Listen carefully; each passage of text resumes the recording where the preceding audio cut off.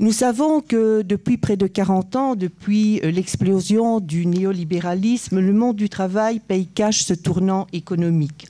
On voit surgir, tant dans le privé que dans les services publics, des managements autoritaires, des délocalisations arbitraires, des licenciements cyniques, ainsi que des souffrances multiples liées à la santé psychique et physique des travailleurs. Une précarisation grandissante et galopante s'installe tant chez les jeunes que chez les travailleurs plus âgés, et cette violence permanente, voire quotidienne, se fait et s'amplifie au nom de la compétitivité, au nom de la finance, au nom de la conformité aux obligations économiques et budgétaires européennes, au nom d'une certaine mondialisation, au nom et surtout au nom de l'idéologie et des aspirations du capital, et en particulier du capital financier. Les travailleurs et les travailleuses se retrouvent dans une spirale qu'on peut qualifier de très sombre, spirale qui les attire dans le non-sens du travail et dans la précarisation légiférée, donc obligatoire. De licenciement en reconversion, de formation en statut précaire, de statut précaire à la paupérisation, le cheminement qui est proposé aux travailleuses et aux travailleurs est souvent celui du déni total de leur centralité dans l'économie.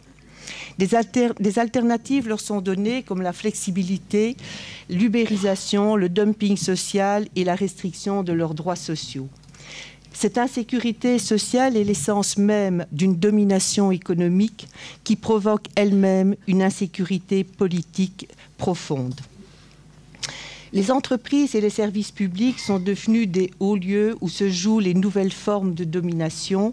Celles-ci se drapent dans la légitimité budgétaire, dans la légitimité de la modernité et dans celle de l'évolution inéluctable des sociétés. Si le travail salarié, comme il est conçu dans ces rapports d'exploitation, ne devrait pas être une fin en soi et pourrait avoir d'autres finalités, il constitue cependant dans nos sociétés, pour la plupart d'entre nous, un temps important de nos existences. Nous y consacrons soit directement, soit indirectement, près de 40 à 45 années de nos vies, soit près de la moitié de celles-ci. Le travail salarié n'est donc pas un épisode, une séquence insignifiante de nos vies. Il constitue notre statut, notre identité sociale, notre capacité ou non de décision. Aujourd'hui, les travailleurs ne sont plus perçus que comme des indicateurs financiers ou comme des mesures de réajustement. Le libéralisme les nie et le reprend ainsi qu'à leur organisation syndicale, leurs droits, leur rôle, leur légitimité. Leurs droits, leur rôle, leur légitimité. Pour nous, travailler, ce n'est pas seulement produire ou proposer des services, c'est participer au vivre collectif et à la démocratie économique et sociale. Et pour paraphraser un syndicaliste français, en l'occurrence Philippe Martinez, secrétaire général de la CGT, il disait « Il serait préférable pour les gouvernements et pour l'Europe de partir du vécu et des besoins des travailleurs plutôt que des lamentations et des exigences des patrons. » Ces états généraux du travail auront comme objectif de rendre au travail salarié son importance fondamentale dans l'histoire économique actuelle et future, tout comme son importance dans nos cultures et dans la dynamique de nos sociétés et de leurs politiques. Pour nous, le travail est fondamentalement une question politique. Alors avant de passer à cette première journée qui va identifier et questionner l'évolution du salariat, je voudrais remercier d'une part nos invités du jour, ceux qui sont avec moi autour de cette table, mais aussi ceux qui se retrouvent dans la salle et qui participeront à la table ronde.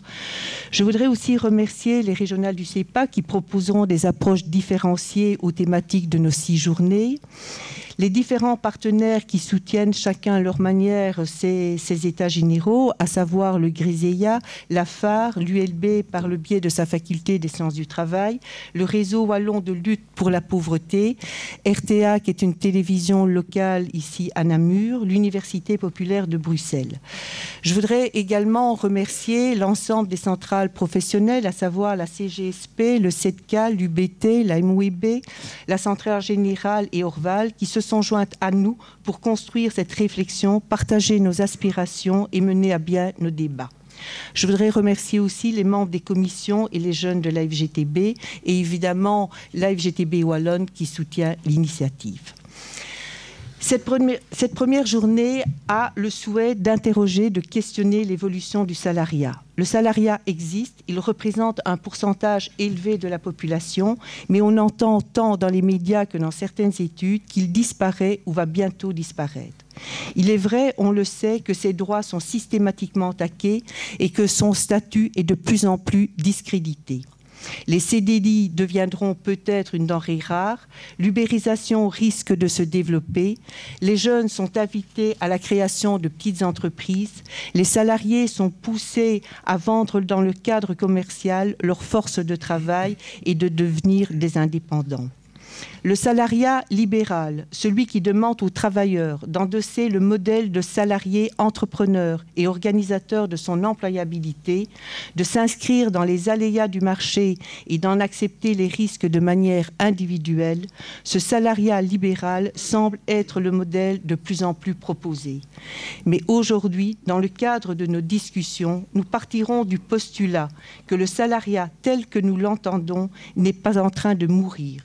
Il doit rester une force vive et centrale qui doit augmenter et généraliser ses droits. Alors pour ce faire, donc je le disais tout à l'heure, plusieurs invités. Et pour commencer la matinée, on aura Nicolas Latteur, Julien Brigot et Olivier Siran. Toutes les journées de ces états généraux seront découpées en 2 temps. Une matinée où on contextualisera la thématique qui sera abordée avec chaque fois des intervenants qui apporteront leurs réflexions et leurs analyses, et puis une table ronde où pour nous il est important d'amener des délégués syndicaux qui pourront à la fois articuler les analyses mais aussi leur vécu sur le terrain. Et l'après-midi, et c'est pour ça que dans la farte que vous avez reçue, vous n'avez pas le descriptif de toute la journée. Les personnes qui sont mandatées à la fois par les secteurs, les centrales professionnelles et les commissions se retrouveront en groupe de discussion. Et là, nous continuerons à articuler les discussions du matin pour faire une réflexion générale qui sera présentée, comme je vous l'avais dit, lors de la journée publique en septembre-octobre 2018. Alors, on va directement rentrer dans le fait de la journée, c'est-à-dire questionner, interroger et voir un petit peu ce que nos invités ont à nous proposer comme réflexion sur le devenir du salariat et ses conditions de travail pour le moment. Et pour articuler à la fois le débat avec la salle et avec les différents invités, tant ici sur la table ronde, tant ici dans la première partie de la matinée que dans la seconde partie avec la table ronde, c'est Daniel Richard, que je remercie aussi au passage, qui articulera ces différents débats. Voilà, Daniel. Merci Anne-Marie. Donc je propose effectivement que nous organisions nos travaux en fait, pour une première présentation des 2 ouvrages qui vont fonder en fait, notre réflexion aujourd'hui. Et on va entamer en fait, par la journée ou la réflexion par une présentation de Nicolas Latteur de son dernier ouvrage. Alors Nicolas Latteur, je ne sais pas s'il est nécessaire vraiment de le présenter dans cette maison, mais c'est un sociologue, il est formateur en fait, au niveau du CEPAG, il est auteur de plusieurs ouvrages, notamment un ouvrage sur le travail, Une question politique. Il a aussi beaucoup travaillé, hein, certains d'entre vous ont eu l'occasion de participer à des échanges avec lui sur la question de la souffrance au travail. Et il va nous présenter en fait, le contenu de son dernier ouvrage, Travailler aujourd'hui, ce que révèle la parole des salariés, qui est paru aux éditions Le Cerisier. Un ouvrage dans lequel il y a beaucoup de questions de précarité, de mal-être, d'atteinte à la santé, de désillusion en fait, du monde du travail. Un ouvrage qui nous explique, en fait, mais Nicolas va le faire mieux que moi pendant une 40aine de minutes, le travail est une aliénation et l'option que défend en fait, Nicolas, c'est qu'en fait c'est une aliénation qui se transcende collectivement. La parole est à toi, Nicolas. Voilà. Je ne sais pas si on arrivera à la transcendance collective aujourd'hui, mais on essaiera. Merci. D'une part, merci à Daniel et merci à Anne-Marie. Donc effectivement, je vais essayer de vous présenter ce qu'il y a un petit peu dans ce livre « Travailler aujourd'hui » pour aborder les conditions de travail aujourd'hui. Dans ce bouquin, en fait, le point de départ, je crois que c'est important de le lire parce que je crois que ça rejoint la démarche des États généraux du travail. Dans ce bouquin, l'idée, c'était de se dire, avec plusieurs collègues du CEPAG, mais ça fait quand même des années qu'on entend dans nos séminaires, dans nos lieux de formation, dans nos animations, les conditions de travail. Et on a l'impression qu'il y a peu de lieux où ces conditions de travail sont inscrites, sont reprises. Et on a l'impression qu'il y a peu de lieux où les salariés ont la parole pour définir, pour raconter et analyser leurs propres conditions de travail. Et je dirais que c'était le point de départ. Alors, c'est pas uniquement raconter les conditions de travail, c'est aussi réfléchir à comment on va pouvoir les transformer et comment on va pouvoir intervenir sur elles. Donc, je trouve qu'il y a directement un lien important entre les États généraux du travail, évidemment, et le travail qui a été entamé et finalisé dans ce livre. Alors, dans ce livre, donc, vous avez une introduction des conclusions, mais vous avez surtout 44 témoignages, et donc 44 salariés et salariés issus de secteurs d'activité très différents, de la fonction publique, des institutions du marchand, des entreprises capitalistes, des entreprises de services, de l'industrie, etc. Donc il y a beaucoup de secteurs qui sont représentés, pas tous, mais il y a énormément de diversités qui sont représentées. C'est à partir de ça, c'est là-dessus que je vais m'appuyer pour essayer d'avancer un certain nombre de réflexions aujourd'hui. Alors pour essayer de structurer un petit peu ce que je vais dire, je vais aborder globalement 5 grands points. Le premier point, je vais aborder d'abord qu'est-ce que ça représente finalement parler du travail, à mon avis, et surtout qui parle du travail, parce que je pense que c'est déjà un point important, hein, qui en parle. Et, deuxièmement, ce sera alors, en m'appuyant sur une lecture des témoignages, des différents témoignages, c'est essayer d'identifier finalement ce qui en ressort en termes de qu'est-ce que représente le travail pour les individus, hein, en termes d'identité, mais aussi en termes d'ingéniosité à mettre sans arrêt à l'ouvrage. Hein, ce sera le deuxième point. Hein, donc, travail comme identité, comme créativité. Le troisième, ce sera la manière dont presque tous les témoignages finalement interpellent les formes d'organisation du travail. Donc, comment les salariés interpellent les formes d'organisation du travail comme troisième point. Le quatrième point, ce sera la question des formes de répression qui existent et qui se déploient sur les lieux de travail, mais aussi des formes de résistance. Donc, répression et résistance comme quatrième point. Et en dernier lieu, donc, un certain nombre de conclusions provisoires, puisque, évidemment, on va travailler pendant plusieurs journées dans ces états généraux et je crois que ces conclusions, elles pourront aussi s'affiner dans les échanges que nous aurons. Hein, alors, premier point, je disais, qui parle du travail, hein, comme en guise d'introduction, je pense que c'est une question importante, en fait, qui parle du travail, parce que généralement, hein, je vais dire dans le champ médiatique, hein, si on prend les choses de manière assez globale, c'est pas les salariés qui parlent du travail ou qu'on entend sur le travail, de manière très générale. Je veux dire. C'est plutôt rare qu'on entende des salariés parler de leur travail. Hein, alors je pense pas que ce soit uniquement eux qui soient habilités à en parler. Je veux dire, hein, on peut aussi en parler, mais je pense que cette absence, le fait qu'il y ait aussi peu de salariés qui parlent de leur travail, elle est lourde de sens. Et donc, si on s'interroge un petit peu et si on essaie d'observer qui parle vraiment du travail dans le champ médiatique, dans le champ politique, de manière très très dominante, c'est pas ceux qui accomplissent le travail, c'est surtout ceux qui entendent le régenter, ceux qui entendent le diriger. Et donc, du coup, les discours qu'on entend sur le travail sont surtout des discours qui comportent un projet d'organisation et quelque part un projet de domination. Comment on va organiser, encadrer la population salariée. Alors je pense que ça, c'est vraiment un point de départ qui est important, et c'est une contradiction qui est très très lourde, évidemment, dans la société capitaliste. C'est qu'à la fois, les salariés sont réputés citoyens, mais qu'en même temps, une fois qu'ils franchissent les murs de leur entreprise ou de leur lieu de travail, de leur institution, ils ne sont pas habilités, juridiquement et politiquement, ils ne sont pas habilités à discuter des finalités de leur travail et des moyens et des conditions dans lesquelles ils vont le développer et l'exercer. Donc je pense que c'est important de souligner ça et de dire que du coup le travail, on l'entend surtout de manière dominante dans le domaine économique.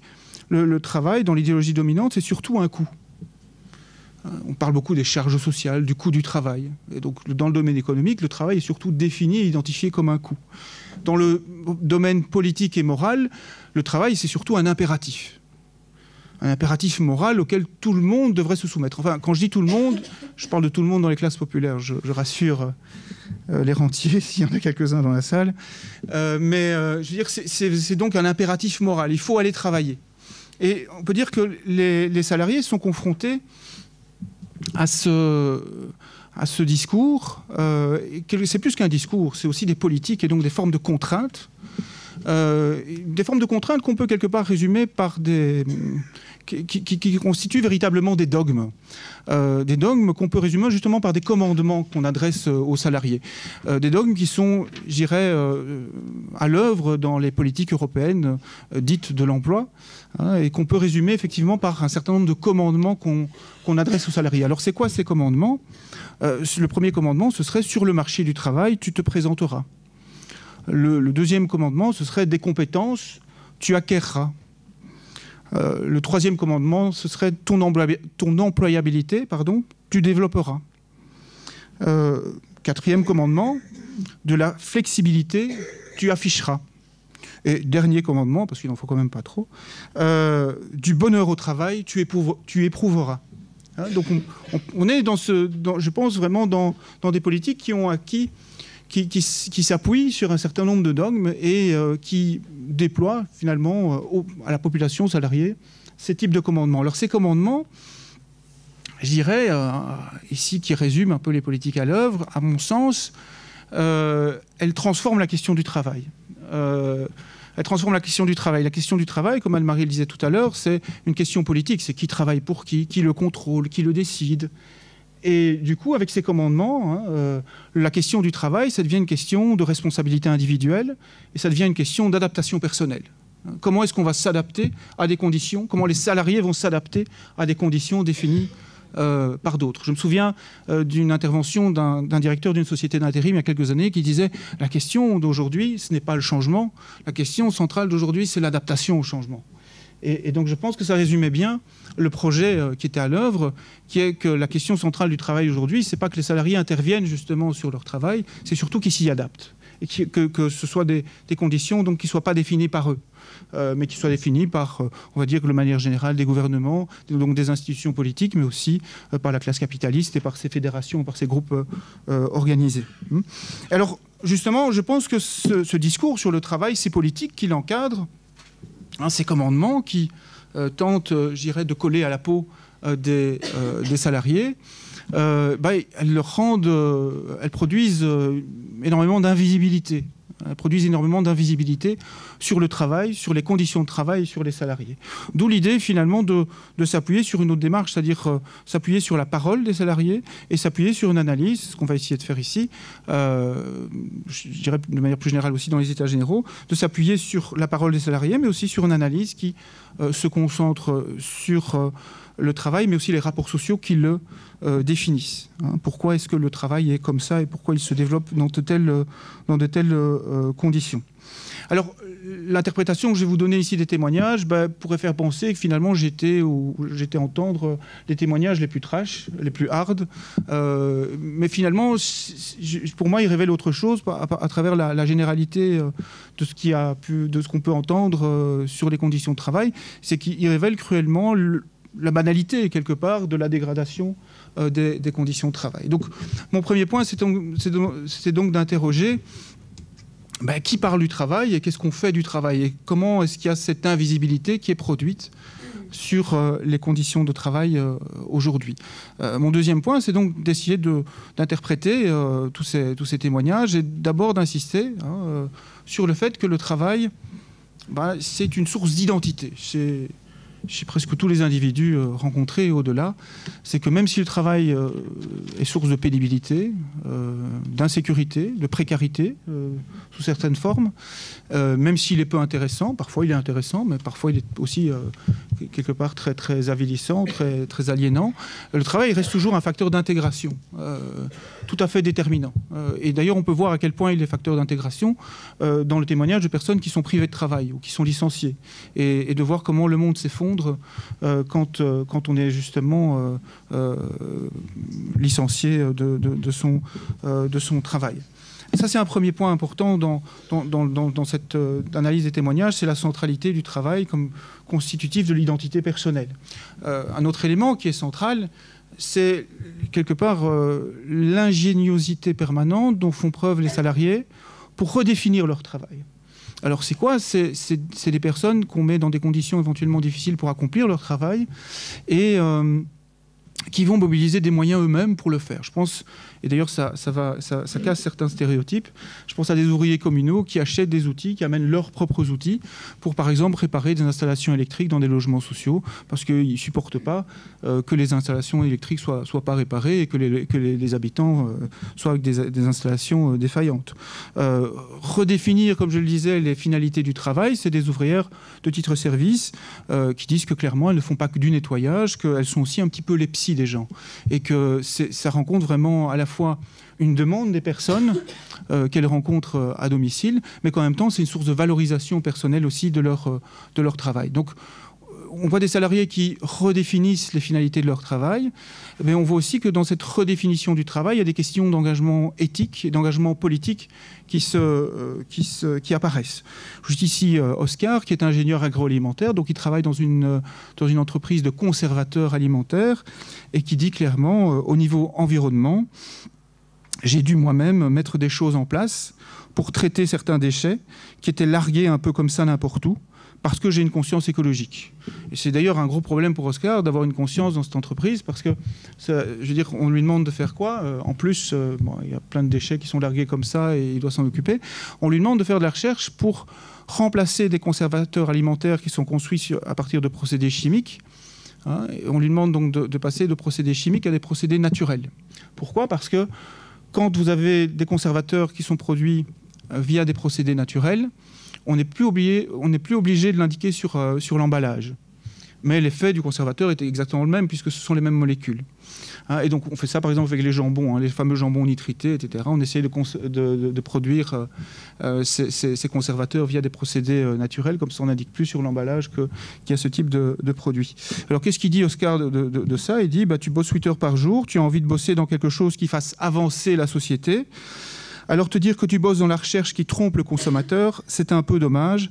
Tu es un bandit en fait. Et c'est à partir de ça que Oscar quittera l'entreprise assez rapidement. Donc il y a une ingéniosité qui est à l'œuvre, mais il y a aussi une réflexion à l'œuvre de manière critique chez nombre de salariés pour interroger les finalités de leur travail. Mais ce qu'on peut dire aussi, c'est que cette recomposition du travail, des finalités du travail, elle se fait dans un contexte de plus en plus difficile. Et je citerai un accompagnateur de train qui est nommé Antoine dans le livre, c'est tous des pseudonymes, je reviendrai là-dessus après. Qu'est-ce qu'il dit notre Antoine? Donc il dit « On a moins le temps de courir jusqu'au bout du train pour aider une dame avec une poussette à entrer, par exemple. Notre hiérarchie nous dit d'ailleurs que ce n'est pas dans nos attributions. Quand j'ai commencé, on le faisait spontanément. Dans ma tête, c'était évident, étant donné qu'on était un service public. La direction nous signifie que nous devons nous limiter à l'accueil de la clientèle alors que le chargement serait de la responsabilité des voyageurs. Mais dans les faits, on continue à prendre cela en charge. On a toujours en tête notre mission de service public. Je ne pourrais pas rester les bras croisés avec une dame devant moi qui tente de porter sa poussette et son bébé sur le train. Reste qu'aujourd'hui, si un accompagnateur se blesse, par exemple, ou se fait mal au dos en aidant quelqu'un à monter dans le train, il risque que son accident de travail ne soit pas reconnu comme tel, puisque ce n'est pas dans ses attributions d'aider quelqu'un à charger soit des personnes, soit des marchandises sur le train. Et donc, ça illustre le fait que donc, le travail est bien source d'identité, que la question d'utilité est présente chez de nombre de personnes, et que, quelque part, cette redéfinition des finalités du travail, elle se joue dans l'exercice quotidien du travail, notamment avec des valeurs et un engagement. L'engagement du service public, l'engagement, d'une conscience sociale ou d'une conscience écologique. C'était donc mon deuxième point, souligner à quel point le travail reste source d'identité et comment des personnes redéfinissent les finalités du travail. Mon troisième point, c'est d'insister sur la dimension critique dans de nombreux témoignages, sur la dimension critique qui porte sur l'organisation du travail et sur les formes d'organisation du travail. Alors, dire que finalement, le travail, soit il fait l'objet d'une forme d'organisation très formalisée, très standardisée, j'y reviendrai, mais il y a beaucoup d'activités de travail qui se font avec une forme d'organisation pas vraiment formalisée. Le travail, c'est beaucoup de relations aussi entre un travailleur, presque individuellement, qui est face à son employeur. Il y a du bluff, il y a parfois aussi de la complicité, il y a aussi parfois de la proximité. Il y a beaucoup d'exploitation aussi, je pense. Et dans le travail, il y a aussi une part informelle qui est très très importante dans beaucoup de secteurs. Je pense ici à un coiffeur qui a témoigné, qui dit on a un salaire de base, mais si on veut avoir un petit complément, il faut dépasser 6 000 € de recettes par mois. À 12 € la coupe, c'est un coiffeur homme. Et donc ça fait déjà énormément de coupes. Ça fait, je ne sais plus combien, ça fait environ 500 coupes par mois. Et donc voilà. Et alors après, on gagnera 3 € en black par coupe. Après, c'est des secteurs comme le gardiennage ou l'ORECA. Dans le gardiennage, il y a un témoin qui dit finalement, ce qui compte dans les relations avec l'employeur, c'est pas tellement la législation, c'est surtout la personne sur laquelle on va tomber. Et c'est ça qui va définir les relations de travail. Parce que la législation, quelque part, elle ne va pas vraiment compter, parce qu'on est tellement loin de tout ça qu'elle ne va pas vraiment intervenir. Ceci étant, je dirais de manière très générale, même dans ces lieux de travail où la part de l'informel est importante, ce qui est souvent pointé par de nombreux salariés, ce sont les formes d'organisation du travail en tant que telles. C'est-à-dire vraiment un dispositif qui détermine dans quelles conditions travaille, qui travaille, qui le contrôle, qui le décide. Alors, je donnerais pour exemple, qu'est-ce qui ressort justement, qu'est-ce qui est pointé par ces personnes sur l'organisation du travail, de manière très générale, sur beaucoup de lieux de travail, en particulier des grosses entreprises, des grosses institutions, ou alors des firmes sous-traitantes qui sont rattachées par la sous-traitance à de la production de masse, c'est la bureaucratisation des relations de travail. C'est la bureaucratisation des relations de travail qui entraîne vraiment une perte de sens du travail effectué. Et je donnerai pour exemple le témoignage d'une infirmière qui dit ceci, qui dit que depuis pas très longtemps, en fait, elle dit « Notre travail est fortement informatisé. Avant, nous avions nos cartes. On entrait avec les boîtes de médicaments et la carte de la personne dans la chambre. On pouvait saluer le patient et on vérifiait les médicaments qu'il prenait avec lui. On était plus proche des gens, on était présent et ils pouvaient nous demander quelque chose. Maintenant, nous sommes dans le couloir avec un ordinateur et les médicaments sur notre chariot. On doit aller valider sur l'ordinateur chaque médicament sur l'écran. Ça veut dire qu'à travers les nouveaux procédés d'organisation du travail, la distribution des médicaments a été réduite à un acte technique, alors que pour l'infirmière ici, elle décrit à quel point, pour elle et ses collègues, c'était un acte qui faisait partie intégrante d'un processus d'accompagnement d'une personne dans ses soins. Alors, cette bureaucratisation, donc, elle a pour effet cette déshumanisation, mais elle a très clairement pour effet aussi la dégradation de la qualité du travail. Notamment parce que dans ces procédés d'organisation du travail, il y a un calcul du nombre d'effectifs nécessaires, qui est souvent un calcul du sous-effectif. Alors, toujours Viviane, donc, qui est infirmière dans un hôpital général, dit ceci, elle dit « Involontairement, la qualité des soins peut en prendre un coup. La charge est trop lourde par rapport au nombre de personnes qui travaillent. Nous ne sommes pas assez nombreux. Je ne sais pas comment on compte cela à l'heure actuelle. Quand j'ai fait des études, on disait par exemple une infirmière pour 10 patients. Mais étant donné cette évolution, le travail à réaliser pour chaque patient n'est plus le même, puisque nous sommes sans arrêt en phase aiguë. Les choses devraient être réévaluées. Maintenant, les soins sont prodigués 24 heures sur 24. Alors, donc on a cette bureaucratisation qui génère une perte de sens du travail effectué, une dégradation dans de nombreux secteurs de la qualité du travail. J'ai donné pour exemple les hôpitaux. Et souvent, cette bureaucratisation, elle s'accompagne de processus standardisés d'organisation du travail. Viviane, par exemple, qui est infirmière, décrit l'introduction du lean management, de l'amélioration continue au sein de l'hôpital, du fait qu'on a chronométré les tâches de travail, qu'on a calculé quels espaces de rangement seraient les plus adéquats pour diminuer je dirais, le temps de chaque opérateur. Elle décrit aussi comment, du coup, pour faire le travail, on se retrouve avec des objets en plein milieu du chemin, comment, avec plusieurs, ils ont enlevé certaines boîtes, certaines poubelles pour les mettre ailleurs parce qu'elles se prenaient tout le temps dedans, et comment la direction est revenue en les fixant avec foreuse, vis, etc., pour respecter les principes qui avaient été élaborés par les propagandistes du lean management. Alors, autre témoignage qui est issu de la radio-télévision, il y a, donc, qui illustre aussi cette introduction de du management néolibéral, qui est cette bureaucratisation des relations de travail. On a ici quelqu'un qui nous dit à propos du travail journalistique: il y a une distorsion entre la vision du travail qu'ont encore la plupart des travailleurs et la vision de ce nouveau management. Auparavant, un directeur ou un responsable était quelqu'un qui avait fait carrière dans la boîte. Il avait progressivement monté les échelons. Maintenant, les directeurs, ce sont toutes des personnes qui ont été recrutées de l'extérieur, qui ne savent pas parler du métier, car elles ne le connaissent pas, et qui viennent avec des axes principaux comme le coût, par exemple. Il y a une rupture. Une des figures de proue historique expliquait, à propos d'une émission documentaire, qu'à l'époque, les discussions et bagarres avec leurs producteurs portaient sur le sujet à traiter, sur la manière de le réaliser, sur qui allait y aller, et sur quel angle d'attaque on allait prendre. Maintenant, quand quelqu'un va voir son producteur pour une émission, la seule question que pose le producteur, c'est le coût. C'est tout, car elle ne connaît rien au métier de réalisateur. Elle ferait du management dans une boîte de petits pois de la même manière. Voilà, on subit quelque chose qui est appliqué chez nous, comme il serait appliqué dans n'importe quelle entreprise. Il n'y a plus ce lien organique avec ce qui faisait la vie de la radio ou de la télévision.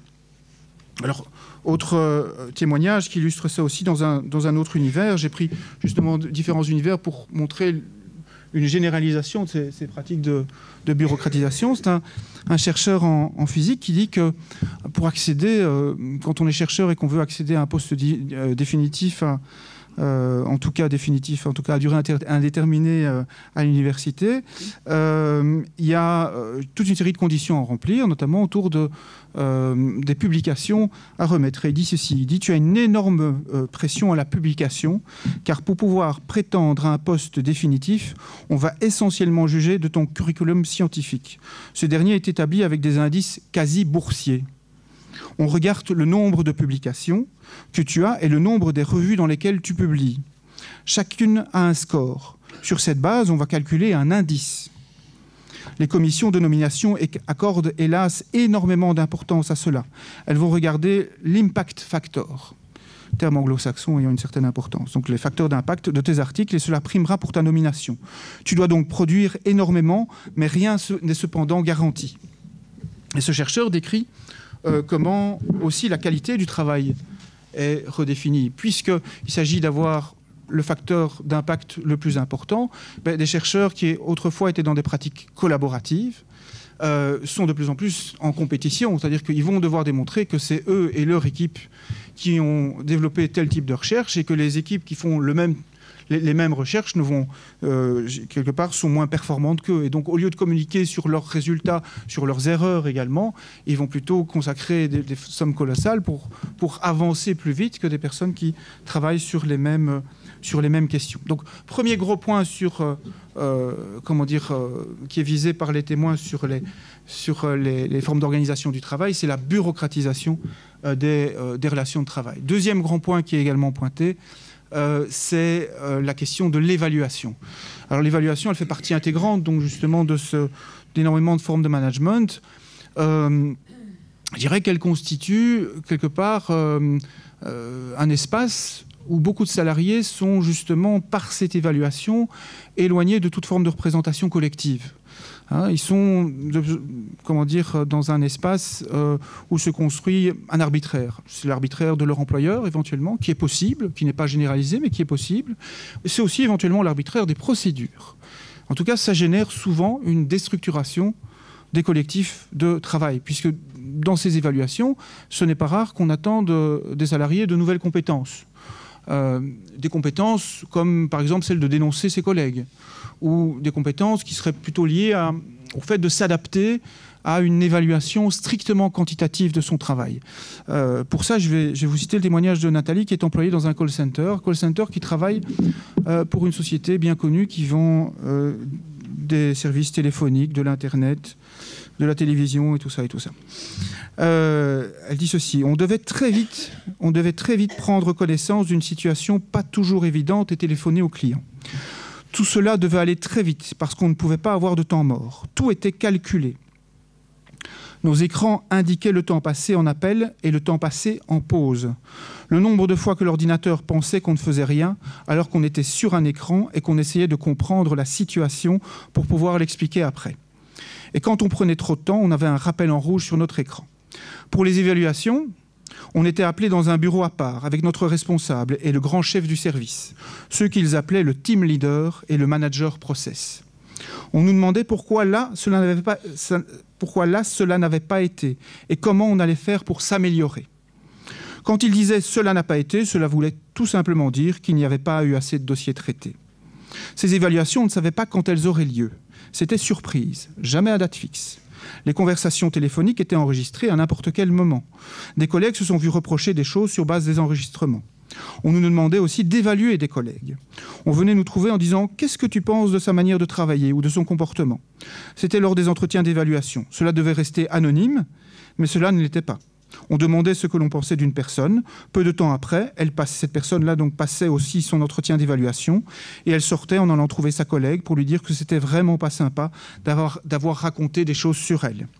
Alors quand on voyait partir des collègues en évaluation, on savait qu'on allait leur demander ce qu'ils pensaient de nous. Des collègues qui avaient foiré un truc de la semaine se disaient qu'elles allaient encore en prendre plein leur grade.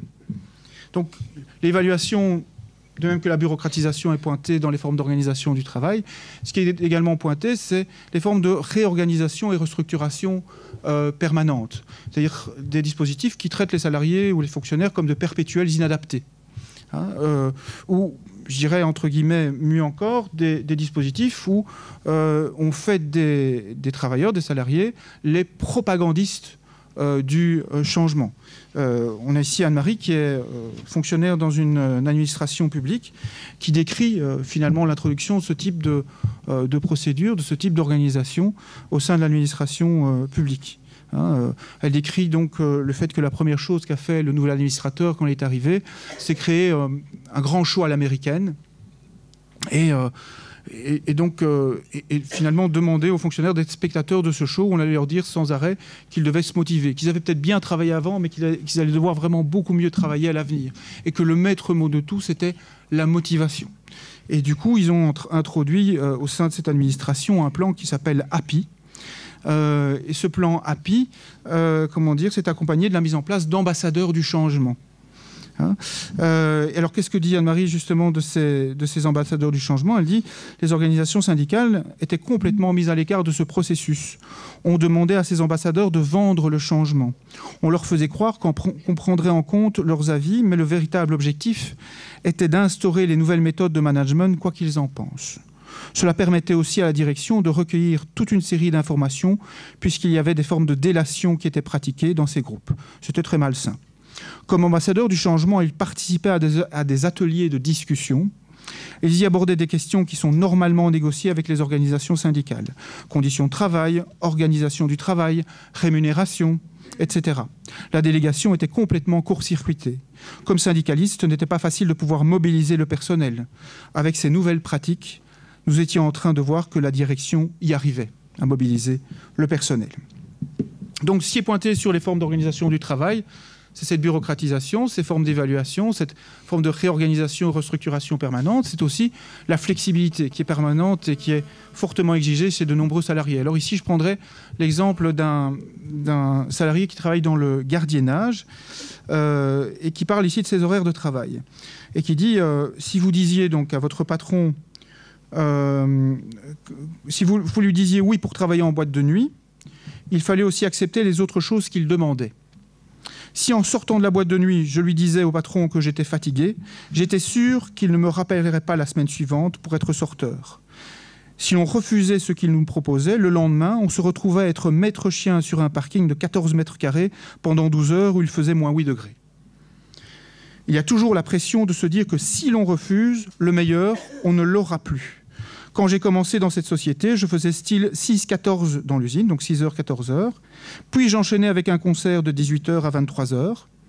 On pouvait te téléphoner à 23h30 pour te dire que le patrouilleur de nuit n'était pas arrivé à l'usine et te demander de prendre ça en charge jusqu'au lendemain matin où tu faisais à nouveau 6-14 heures. On ne dormait pas pendant 2 jours, la légalité n'y était pas du tout. et donc je trouve que ce témoignage montre bien aussi l'écart qu'il y a entre des dispositions qui disent encadrer la flexibilité et l'arbitraire que peut déployer justement un employeur dans des relations de travail individualisées où ce qui est en jeu, c'est quel type de travail on va me fournir. Est-ce que je vais avoir les tâches de travail les plus pourries? Et c'est ce qui risque de m'arriver si je dis souvent non. Par contre, si je dis oui et que je m'épuise, je risque probablement d'avoir à un moment donné des tâches de travail un petit peu plus gratifiantes, voire plus intéressantes. Alors, ce qui est pointé aussi fortement dans de nombreux témoignages, c'est les questions de sécurité et de santé au travail. Et ces questions de santé, pour reprendre l'expression d'un sociologue qui s'appelle Nicolas Jounin, dans tout un travail de recherche sur le bâtiment, disait « la sécurité est accaparée par la direction ». Et c'est vraiment ce que les salariés décrivent ici. Ils décrivent des procédures, finalement, qui les responsabilisent et qui permettent de mieux contrôler les salariés, mais qui les placent dans un système contradictoire, paradoxal. Dire qu'à la fois on demande aux salariés de respecter les procédures, mais si, comment dire, en même temps on leur demande de respecter les procédures de sécurité, mais en même temps aussi d'atteindre des délais et de respecter un certain nombre de délais. S'ils respectent les délais, ça veut dire qu'ils ne respectent pas les procédures de sécurité, très clairement. Alors, j'ai ici le témoignage d'un ascensoriste, prénommé Ernesto, qui dit ceci. Il dit « On est tout le temps pris dans les contradictions de l'entreprise qui nous retombent dessus. Il y a des choses qui sont impraticables. Par exemple, quand il y a 3 ascenseurs les uns à côté des autres et que tu répares celui du milieu, tu dois tous les arrêter. Mais faire cela dans certains immeubles est impossible. En pratique, on ne le fait pas. Mais on nous a rappelé que c'était interdit. Dans notre entreprise, tant que tu ne te fais pas prendre, ça va. Mais si jamais, on te reprochera d'avoir fait des choses interdites alors qu'on te met la pression.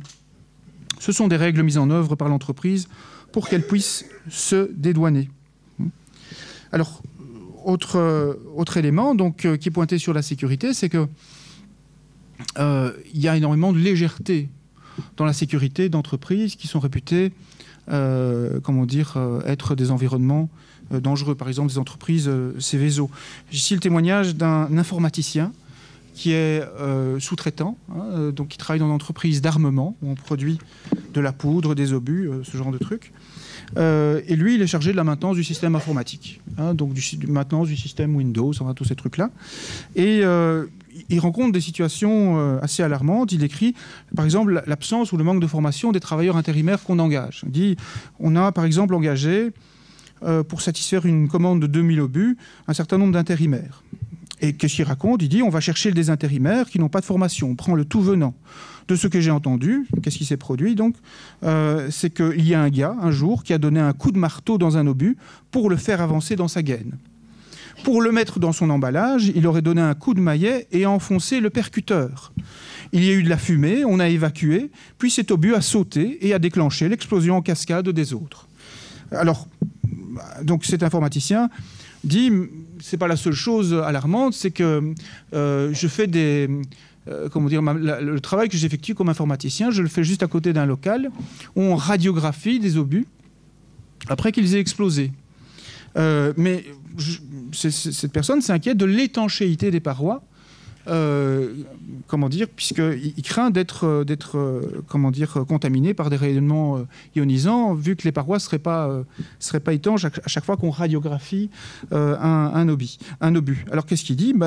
Un jour, je suis sorti de cet espace-là, donc qu'on appelle le bunker, on me dit que j'ai reçu une dose. Je me suis dit, je leur demande un dosimètre. Il demandait un dosimètre depuis un certain temps. Il explique, je n'en reçois pas. Je me fais prendre des incidents, et puis on blague, on se fout de ma gueule. Je n'avais pas envie non plus de me payer une leucémie à 37 ans. J'ai été trouver la sécurité pour parler du problème au rayon X. Alors le chef m'a dit, tout est sécurisé, sauf si les travailleurs y chipotent. Et du style, moi je ne sais pas ce qu'ils font. Je lui ai demandé de venir avec moi jusqu'au bunker. Il a refusé. Il m'a dit, tout est en ordre, c'est le contrôle qualité qui gère. Tiens, voilà les rapports. Le directeur de la sécurité m'a encore dit que le contrôle qualité contrôlait régulièrement et qu'il mettait un papier pour certifier. Et il a ajouté, je m'en fous, ce n'est pas mon problème, j'ai la certification, je suis en ordre. Et donc ça illustre bien cette sécurité, entre guillemets, qui est mise en place, qui est d'une part un outil de disciplinarisation et de contrôle des salariés, mais la manière dont elle met en danger, la manière dont elle met en précarité un certain nombre de salariés. Dans d'autres secteurs, ce qui inquiète, c'est justement la sous-traitance d'un certain nombre d'activités qui étaient autrefois du ressort des services publics. Je reprends Antoine, notre accompagnateur de train, qui pointe ceci. Il dit « Je suis beaucoup plus inquiet depuis que des entreprises privées viennent entretenir ou réparer les voies. Je n'en veux pas aux travailleurs, bien évidemment, mais ils sont tellement sous pression et en sous-effectif que l'on constate des conduites dangereuses. Normalement, ils doivent interrompre les travaux dès l'annonce du passage du train et ranger la grue face à la ligne pour ne pas qu'elle soit dans le gabarit du train. Elle doit donc rester immobile, la grue. De plus, à l'arrivée du train, ceux qui travaillent sur les voies doivent bien montrer aux conducteurs qu'ils l'ont vu arriver, mais on remarque qu'ils utilisent la grue jusqu'au dernier moment. On est à quelques centaines de mètres, mais on voit que cela bouge encore. Ils gagnent peut-être quelques minutes, mais en prenant des risques complètement fous. Encore récemment, des containers mis par du privé avaient été mal placés et un train de passage les a percutés. On sent bien que dans les entreprises, les travailleurs sont sous pression. On ne sait d'ailleurs pas exactement quelle formation ils ont. On ne se connaît pas, ils n'ont pas le même statut que nous. Alors, autre élément assez, je pense, révélateur sur la santé et la sécurité. Il me reste combien de temps là ? 5 minutes. Autre élément assez révélateur sur la santé et la sécurité, c'est tout ce que dit Julie, qui est secouriste en métallurgie, et qui dit que finalement, sa difficulté à elle, c'est pas tellement de soigner des personnes, c'est que les personnes arrivent jusqu'à elle. C'est qu'il y a une pression qui est exercée, en particulier sur les sous-traitants, pour que les accidents ne soient pas déclarés. Et donc, elle a déjà vu plusieurs fois des travailleurs qui arrivent ensanglantés, qu'il faudrait directement soigner, et leur chef qui les attrape par la peau du dos, qui leur dit « Toi, tu ne vas pas au bureau te faire secourir, tu viens avec moi à la pharmacie, et on va pas déclarer l'incident, on ne va pas déclarer le problème. » Alors ça, c'est ce qui a été pointé donc, par les salariés sur les formes d'organisation du travail. Mon quatrième point, c'est la question de la répression et la question des résistances. Alors, la question de la répression, je trouve qu'elle s'illustre simplement par un élément, c'est que pour faire un travail de recueil des témoignages, c'est pas facile, parce qu'il y a beaucoup de gens qui ont peur de parler de leur travail, de parler de leur employeur, que l'anonymat qui était au départ proposé s'est imposé comme une condition, qu'il y a un certain nombre de témoignages qui ne figurent pas dans ce bouquin parce qu'un certain nombre de témoins ont évalué qu'il est préférable de ne pas publier des machins comme ça parce qu'il ne faudrait pas que ça tombe entre des mains particulièrement malveillantes. Donc parler de son travail, c'est déjà, je dirais, une épreuve de force dans toute une série de lieux de travail. Ça, je pense, c'est déjà un indicateur de quelque chose. Un deuxième élément, c'est qu'on retrouve aussi énormément dans le travail, je n'aurai malheureusement pas le temps de tous les lire, mais un certain nombre d'éléments qui illustrent des violences quotidiennes au travail. Alors, des violences qui prennent les traits du sexisme et les traits du racisme. C'est ce travailleur d'origine marocaine qui dit qu'on l'a affecté aux postes les plus pénibles, hein, et qu'il a eu régulièrement affaire à des disqualifications et à des injures racistes. Ce sont des travailleuses, je pense à une cadre dans une société multinationale qui est intégrée dans un programme de formation qui s'appelle Solve. Et pour présenter ce programme, les responsables donc, de ce programme qui s'appelle Solve présentent les candidats, les cadres qui vont participer à cette formation, sous un certain angle. Ils ne montrent pas sur le PowerPoint les photos des différents cadres, ils les présentent à travers des personnalités connues, des hommes d'affaires, des sportifs, etc. Et les femmes, bizarrement, se sont présentées en pom-pom girls, fortement, si j'ai bien compris, dévêtues. Donc, ce qui illustre une violence, la violence du sexisme ordinaire sur le lieu de travail. La violence du sexisme, elle peut prendre aussi cette forme-ci. Je vais quand même citer le témoignage de Ahmed, donc, qui est ouvrier du nettoyage, et qui dit « La direction, chez nous, n'aimait pas les femmes quand elles sont enceintes. À un moment, ils ont dit « Nous, on ne veut plus de femmes, plus de jeunes qui veulent se marier. » Alors c'est la chef qui le disait comme ça. Un jour, une dame qui travaillait dans notre service a fait une fausse couche. Elle perdait du sang. La patronne, au lieu d'appeler les médecins qui se trouvent à l'aéroport, l'a emmenée dehors. Elle a appelé son mari pour qu'elle rentre chez elle. Après, elle a téléphoné à cette dame en disant « Ça ne va pas comme ça, tu as été enceinte l'année passée, ça recommence. Si tu continues comme ça, on ne va plus travailler ensemble. » Elle, comme elle venait d'acheter une maison, elle devait passer devant le notaire et avait besoin d'argent. Elle est retournée après 3 jours au travail parce qu'elle a eu peur. Alors, je disais répression sur les lieux de travail, donc ils prennent les formes du sexisme, du racisme notamment, qui prend la forme aussi de répression dès que, par exemple, un travailleur intérimaire ose demander s'il a le droit d'être payé au même salaire que les personnes qui font le même travail que lui dans l'entreprise, dès que aussi une velléité de résistance syndicale ou non syndicale se déploie. Et cette répression, elle peut aussi prendre la forme d'un blacklistage. Alors, il y a une déléguée notamment qui témoigne, qui s'est engagée dans une lutte syndicale très très dure, qui dit tout le blacklistage dont elle fait l'objet quand elle essaye de se présenter dans sa région, dans le même secteur. C'est-à-dire que la RH de son entreprise a contacté les RH des autres entreprises du même secteur pour dire attention, ceux-là de cette délégation-là, ne les prenez pas, ils sont dangereux. Et donc elle dit à quel point c'est difficile de retrouver du boulot après, parce que je veux dire, ce qu'elle porte sur elle, c'est le stigmate délégué syndical. Mais il y a de la répression donc, sur les lieux de travail, mais aussi énormément de résistance. Alors, des résistances qui passent parfois en dehors des structures syndicales, parce que ce qui est pointé par un certain nombre de salariés, c'est des pratiques cogestionnaires au niveau syndical, ou des pratiques corporatistes. Il y a un certain nombre de pigistes, par exemple, qui disent par manque de structure collective, on s'est retrouvé à se retrouver entre nous, en dehors des structures syndicales, à se demander qui on allait trouver, qui on allait interpeller, comment est-ce qu'on allait pouvoir négocier nos conditions de travail. Mais il y a un certain nombre aussi de témoignages qui soulignent en matière de résistance la vitalité de certaines pratiques syndicales, et en particulier de pratiques d'action directe. Je pense à cette déléguée qui au départ n'était pas déléguée, qui était ouvrière, qui se faisait harceler et qui décrit comment dire, elle a fait tout un travail, tout un cheminement pour se présenter sur les listes comme déléguée syndicale et qui maintenant interrompt son travail, arrête le travail avec ses autres collègues délégués pour arrêter le harcèlement dont ses autres collègues font l'objet et dont elle faisait l'objet auparavant. Et à quel point elle montre aussi la vitalité de pratiques d'action directe, c'est-à-dire des pratiques où directement, sans passer par des procédures, où on vous dit une personne de confiance va traiter votre sujet d'ici 10 jours, des machins comme ça, des délégations sont en capacité, mobilisent des pratiques d'intervention sur les situations d'oppression et de domination. Alors, donc ça c'était... Mon quatrième point, c'était d'insister sur le salariat comme lieu de répression, mais aussi comme lieu de résistance. Résistances, si on va voir un petit peu plus loin, qui sont à la fois individuelles, mais qui sont aussi des résistances collectives via des structures syndicales ou parfois aussi en dehors d'elles. Tout ça m'amène à essayer de proposer rapidement quelques conclusions, donc très très brièvement. D'abord pour insister sur la centralité du salariat dans notre société et sur le fait qu'il dessine un véritable parcours de saut à obstacles pour les salariés. Alors la particularité de cette course de saut à obstacles, c'est que les obstacles sont cumulatifs. C'est pas que vous en avez franchi un que les autres ne pèseront plus sur vous. Et ces obstacles, c'est globalement la précarité, mais aussi la bureaucratisation du marché du travail, la bureaucratisation de certaines structures. C'est aussi les formes d'organisation du travail qui sont pointées, sur lesquelles je pense qu'on aura l'occasion de revenir. Mais surtout, ça mobilise la question et la nécessité d'une approche autonome dans le mouvement syndical, d'une approche autonome du travail, des formes d'organisation du travail et des conditions de travail. Et à ce titre, je pense que c'est intéressant de s'appuyer justement sur un syndicalisme qui fait effectivement la négociation collective, mais qui est aussi en capacité de recueillir la parole des salariés pour qu'émerge du collectif.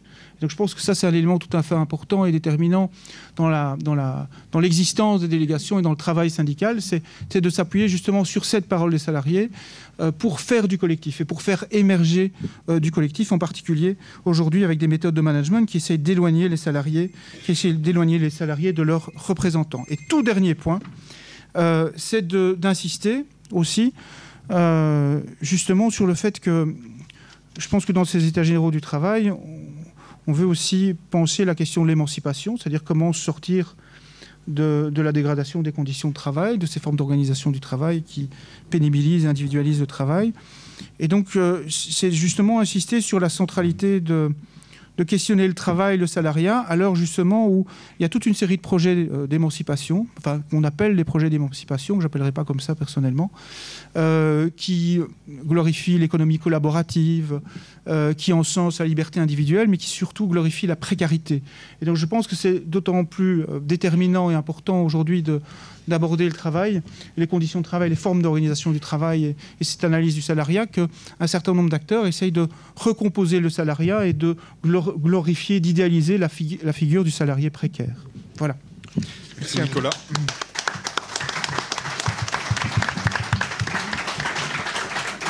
Merci Nicolas pour avoir posé à un moment donné les enjeux. Moi, si je devais synthétiser, je dirais à un moment donné en tout cas quelque chose de très fort, à la fois le travail comme facteur d'identité, avec à un moment donné toute la difficulté et toute l'aliénation en fait qui est déduite par l'organisation même du travail, etc. Ce qui rend en fait les choses extrêmement compliquées. Alors on poursuit cette mise en contexte avec l'intervention de deux journalistes qui ont publié en fait ce bouquin. Je vais essayer de vous les présenter assez simplement. Olivier Siran d'abord, journaliste indépendant, d'origine allemande travaillant en France. Il a notamment pour les lecteurs du Monde Diplo publié un article assez intéressant au mois de mars sur la question des réfugiés en Allemagne.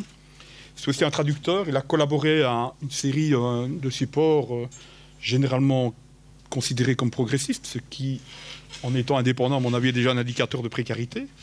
Charlie Hebdo, CQFD, Plan B et Article 11. Il est co-auteur du bouquin Boulot de merde, du cireur au trader, enquête sur l'utilité et la nuisance sociale des métiers. Si j'ai bien compris, un interview de son collègue en fait, sur Mediapart, Boulot de merde, serait une traduction insatisfaisante en fait, du concept de bullshit job, qui est un terme anglais. Mais Olivier Siran est également co-auteur en 2016 d'un autre bouquin, Les éditocrates, ou comment parler de presque tout en racontant vraiment n'importe quoi. Sujet sans doute tout aussi intéressant. Je vous présente aussi Julien Brigaut, qui est son complice dans l'aventure. C'est également un journaliste indépendant. Lui aussi a travaillé au Monde Diplo, à Là-bas si j'y suis. Il a collaboré à France Inter, mais c'est également un photographe et un réalisateur. Et je vous invite à aller visiter son site, julienbrigaut.com. Très très beau. Très bien fichu. Je disais en fait co-auteur en fait du bouquin Boulot de merde, qui parle effectivement également du sens du travail, qui évoque en fait l'isolement en fait de chacun de ces travails et qui pointe, comme cela a déjà été dit par Nicolas, en fait toutes les conséquences en fait du lean management et de l'auto-responsabilisation en fait des travailleurs, alors que dans le même temps en fait on peut témoigne en fait de l'existence de managers intérimaires qui, eux, en fait, permettent la déresponsabilisation d'un certain nombre de responsables d'entreprises qui sont débarqués parfois pour mettre de l'ordre, organiser en fait les suppressions d'emplois et les plans de restructuration. La question qui est un peu posée aussi à travers ce bouquin, c'est jusque quand en fait la détérioration de ce type en fait, des situations de travail va pouvoir se poursuivre. Alors je leur laisse la parole pour une quarantaine de minutes. Je ne sais pas comment ils vont s'organiser entre eux, mais pour présenter à la fois le fruit de leur boulot, quoi. Bonjour. Bonjour. On est ravis d'être ici là, ce matin. D'abord parce qu'on était très contents d'être invités en Belgique, parce que l'herbe paraît toujours un peu plus verte ailleurs. Il nous semblait... C'était un peu l'idée qu'on avait dans un coin de la tête que de ce côté-ci du Quiévrain, les choses étaient peut-être un peu moins catastrophiques, ou qu'en tout cas les capacités de résistance au délabrement du monde du travail étaient un peu moins chancelantes que chez nous. Mais quand on entend la présentation que vient de faire Nicolas, on se rend bien compte qu'on est tous logés à la même enseigne, et que les logiques de dégradation ne sont plus depuis longtemps nationales, et que c'est un phénomène, bien sûr, qui dépasse les frontières. On a été content aussi d'être invité en fait, par un syndicat, ou en tout cas par des gens qui sont liés au monde syndical, parce que en France, on a présenté notre bouquin dans des tas d'endroits, mais malheureusement assez peu dans les sphères syndicales, à quelques exceptions près. Et c'est lié sans doute au fait d'abord que les syndicats en France ont la tête dans le guidon et ne sont pas dans un état de santé éclatant. Mais c'est lié aussi au fait sans doute que pour bon nombre de syndicalistes, le titre même de notre bouquin résonne de façon désagréable. Boulot de merde, c'est évidemment un terme provocateur qui peut donner à penser que les auteurs, nous, on se met en situation un peu de surplomb et qu'on se permet de juger de la valeur de tel ou tel métier. C'est évidemment pas le cas. Notre intention était la suivante. Alors, en prenant ce titre, c'était déjà, dans un premier temps, de faire pièce un petit peu à la novlangue managériale orwellienne qui se déverse sur nous de la part des politiques et aussi bien que des médias. C'est-à-dire que plus le travail, en fait, devient le monde du travail, plus le monde du travail devient un espace de violence, de brutalité pour une majorité grandissante de travailleurs, et plus le discours qui est tenu sur le travail veut présenter celui-ci comme un lit de roses et comme en fait la seule garantie de notre bonheur et de notre dignité. Vous avez peut-être entendu le nouveau président de la République française au cours de sa campagne électorale expliquer qu'il récusait le terme de pénibilité du travail parce qu'à ses yeux, ça voulait dire que le travail pouvait être une douleur et que ça, c'était absolument intolérable à entendre. Là, il vient hier d'expliciter un certain nombre de ses intentions, parmi lesquelles figurait sa volonté de libérer le travail. Et nous, quand on entend le terme de libérer le travail, immédiatement, ça nous fait froid dans le dos parce qu'on sait ce que ça veut dire. Peut-être qu'on y reviendra si on a le temps. Mais nous, l'objectif de notre livre, au contraire, c'était pas d'appeler à libérer le travail, mais plutôt à se libérer du travail. Et pourquoi boulot de merde aussi? Parce que ce à quoi on pense spontanément par le terme de boulot de merde, c'est bien sûr les emplois les plus dégradés qu'on trouve par exemple dans l'industrie des services, dans le nettoyage, dans la restauration, dans tous les secteurs ubérisés. Parce que là, les gens très spontanément parlent de boulot de merde quand ils vous racontent la réalité quotidienne de leurs conditions. Mais en fait, le terme est de plus en plus utilisé aussi par des gens qui font un travail auquel ils sont a priori attachés. Un travail qui a du sens, mais qui se retrouvent en fait de plus en plus dans l'impossibilité de faire correctement le métier qu'ils aiment. Et ça dans des secteurs qui étaient jusqu'à récemment encore des secteurs protégés. Je pense à l'enseignement, par exemple, au monde de la santé, les infirmières, les infirmiers, les postiers aussi, les journalistes, des secteurs qui sont perçus comme immédiatement utiles par un grand nombre de personnes, mais où en fait les souffrances s'intensifient au même rythme que la sensation de la perte de sens du travail. Là encore, il y a beaucoup de choses que Nicolas vient de lister, qui recoupent totalement ce que nous ont raconté nos propres interlocuteurs. Cette perte de sens, comme disait un postier de Marseille, la seule façon pour nous de retrouver du sens dans notre travail, c'est dans la lutte contre notre direction qui s'emploie à casser le travail que nous faisons et à nous priver du sens de notre travail. Donc la lutte est bien souvent la seule façon d'échapper à cette condamnation au boulot de merde qui devient le lot de catégories de plus en plus importantes du salariat en France.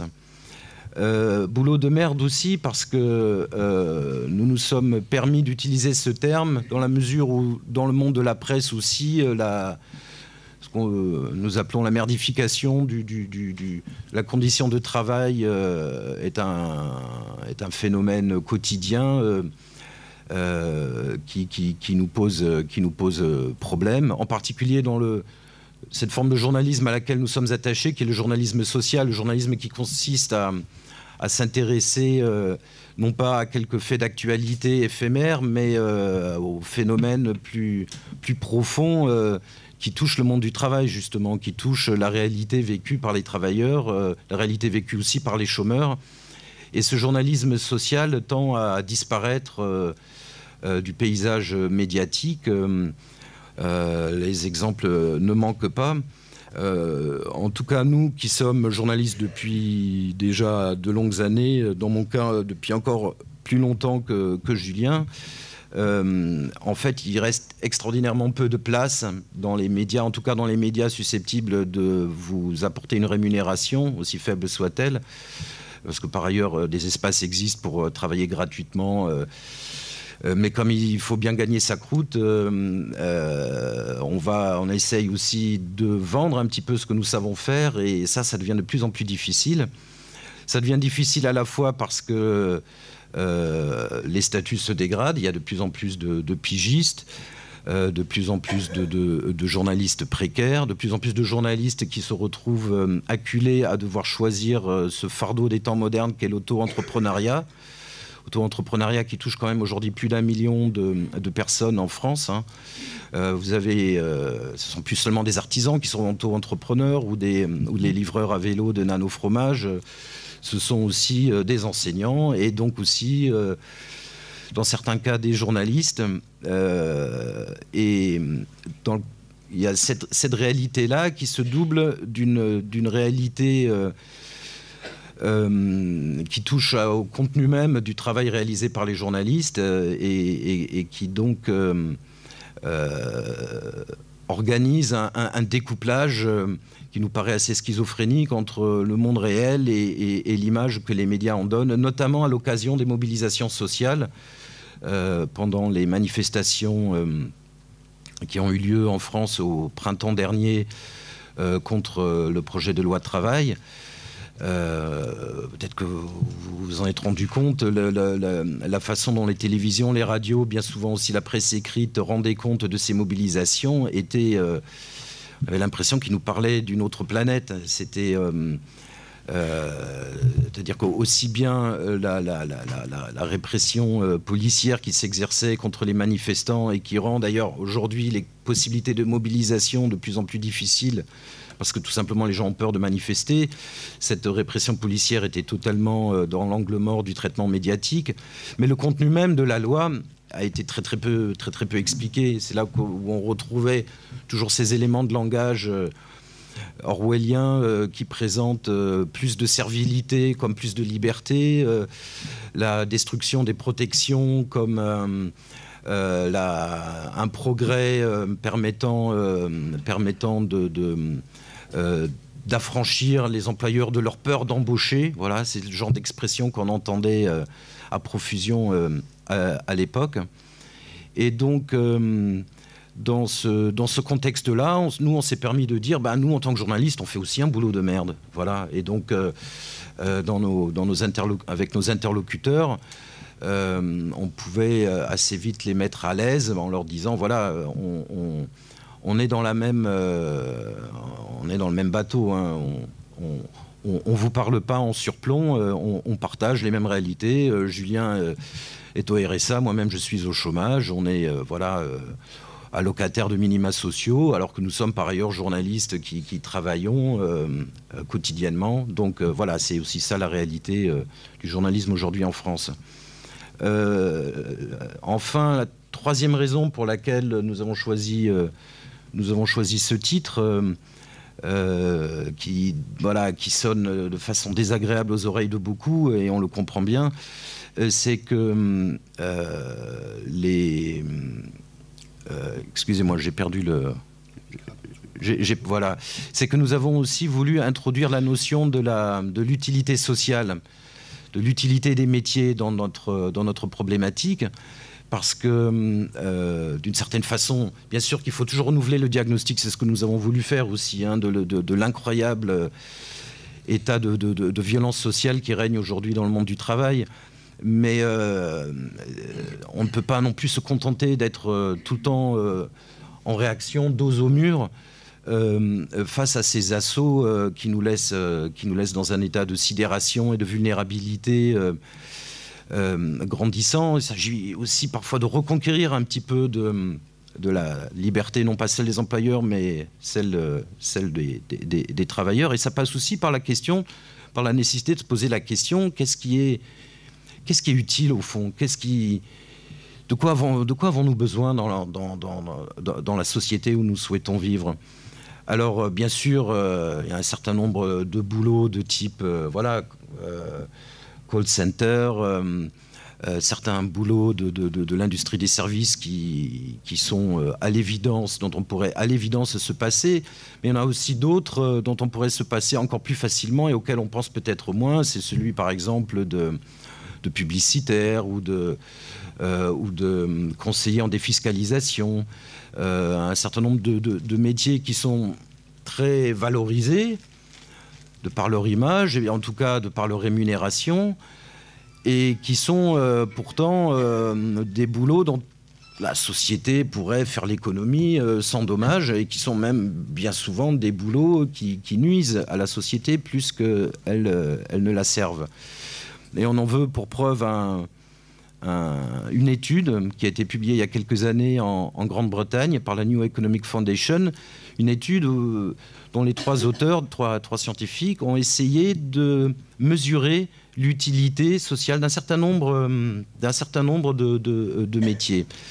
Et elles sont arrivées à la conclusion, au terme de calculs assez savants,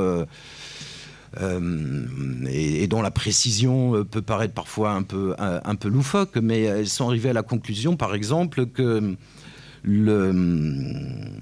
la travailleuse, la puéricultrice, par exemple, a une utilité sociale 10 fois plus élevée que le maigre salaire qu'elle touche, à peu près. C'est-à-dire que pour chaque livre, chaque euro qu'elle gagne dans son maigre salaire, en réalité, elle crée 10 fois plus de valeur sociale. À l'inverse, le conseiller en défiscalisation détruit 47 euros pour chaque euro qu'il touche en salaire.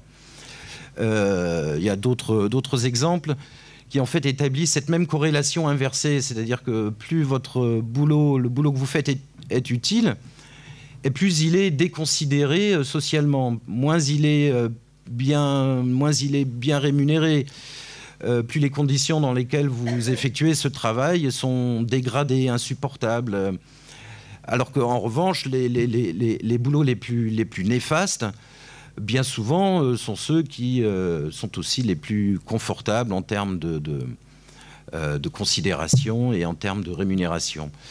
Et donc, ça, c'est un peu la lunette que nous avons décidé de choisir en se disant, ben non, en fait, quand on dit qu'il n'y a pas de sots métiers, c'est faux. Il y a des sots métiers, il y a même des métiers qui sont destructeurs, qui rendent le monde dans lequel nous vivons plus vétuste.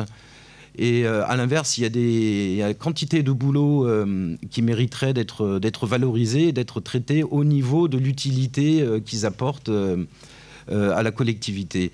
Voilà, c'est ça un petit peu notre ligne directrice. Je vais passer la parole à Julien, peut-être pour aussi revenir sur quelques points précis de cet incroyable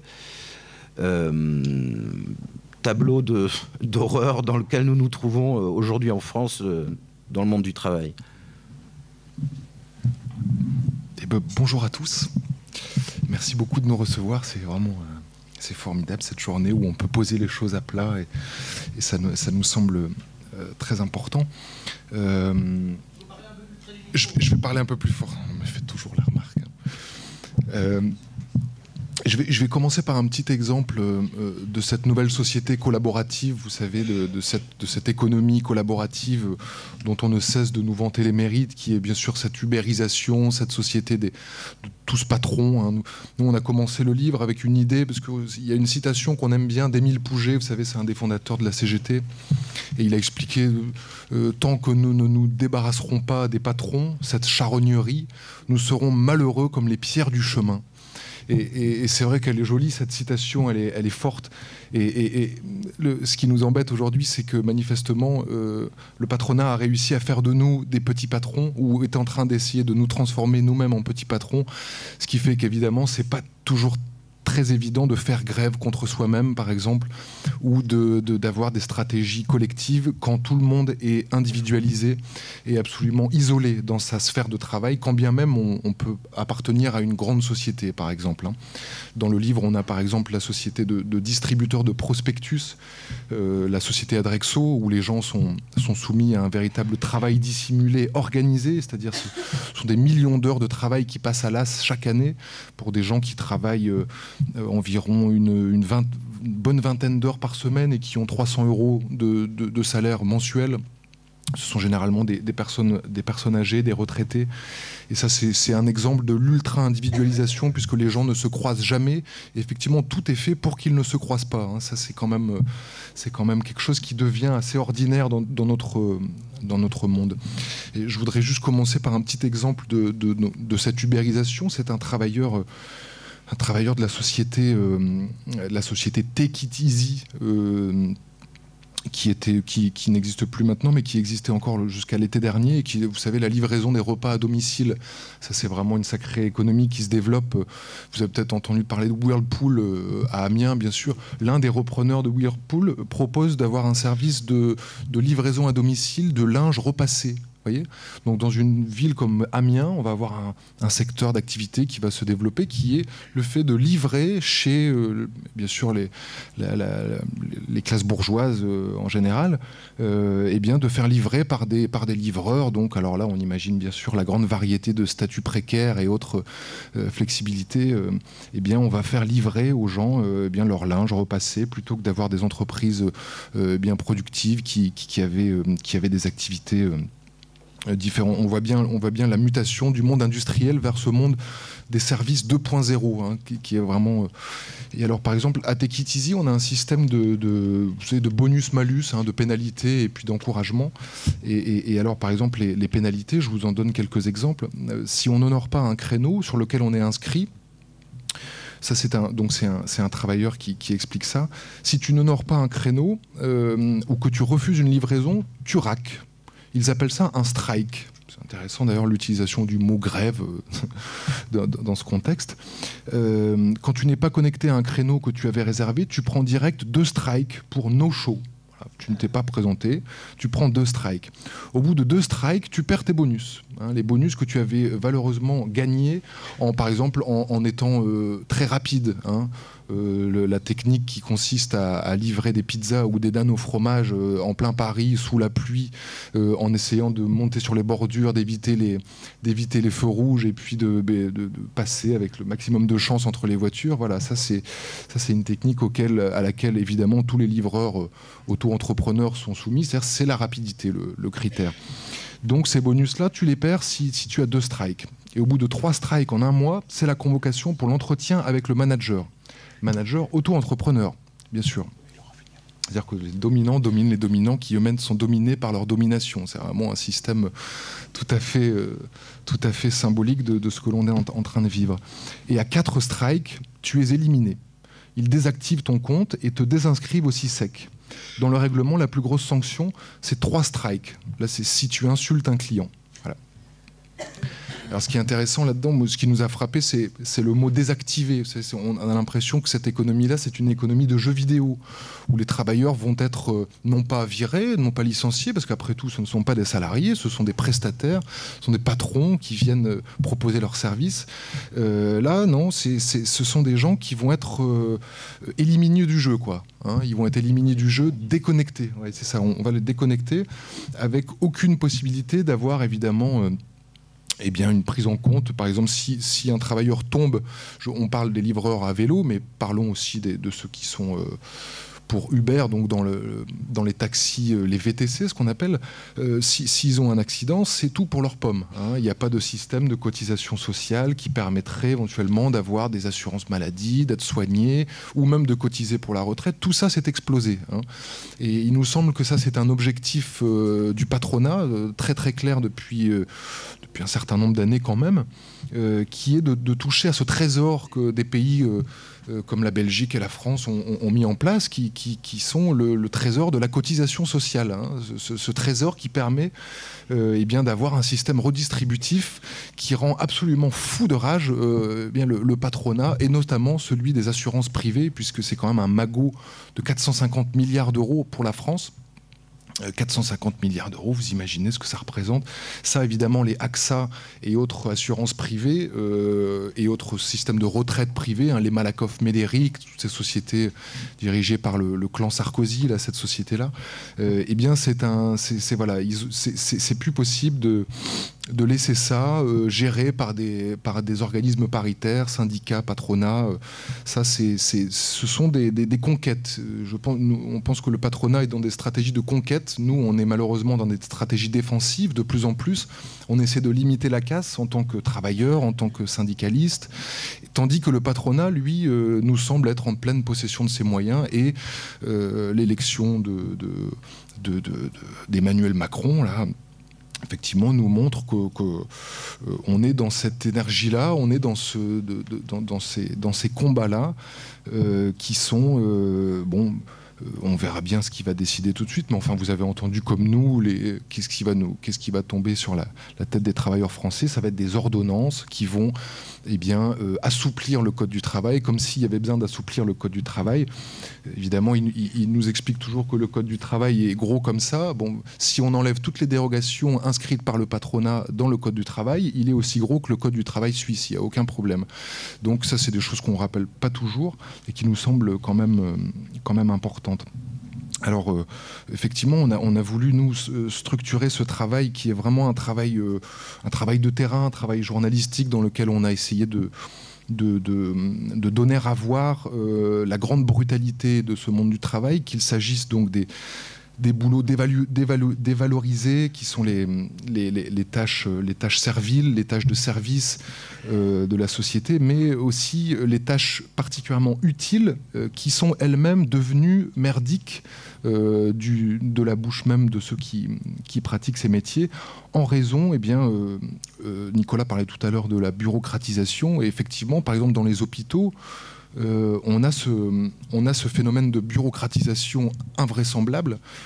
Par exemple, en France, on était à Toulouse il n'y a pas longtemps, et une des syndicalistes est venue nous expliquer que pour une gastro-entérite à l'hôpital, c'est 2h30 de travail administratif et pas moins de 11 logiciels. C'est-à-dire le logiciel qui consiste à faire entrer le patient, le logiciel qui permet de faire sortir le patient du service, le logiciel de commande des médicaments, le logiciel de sortie du service. En tout, on en est à 11 logiciels. Donc on a d'un côté cette bureaucratisation qui est effectivement très très lourde au quotidien pour les travailleurs, et l'autre force tellurique qui vient compliquer fondamentalement les conditions de travail, c'est l'intégration de ces processus d'évaluation, et notamment le lean management. Lean veut dire sans matière grasse, dégraissé, light, un peu. Et donc ce sont tous les travailleurs de la sidérurgie, de la métallurgie, du secteur automobile connaissent très bien le lean management. C'est une vaste entourloupe qui permet de faire croire aux ouvriers qu'ils ont la main mise sur leurs conditions de travail. On va leur demander leur avis pour améliorer le système. Cette idée selon laquelle, soi-disant, on écouterait, à travers d'ailleurs un système qui est assez rigolo en lui-même, c'est des boîtes à idées, et puis des réunions complètement fausses d'ailleurs, où on prétend écouter donc les propositions des ouvriers pour améliorer la productivité. Finalement, il ne s'agit pas d'autre chose.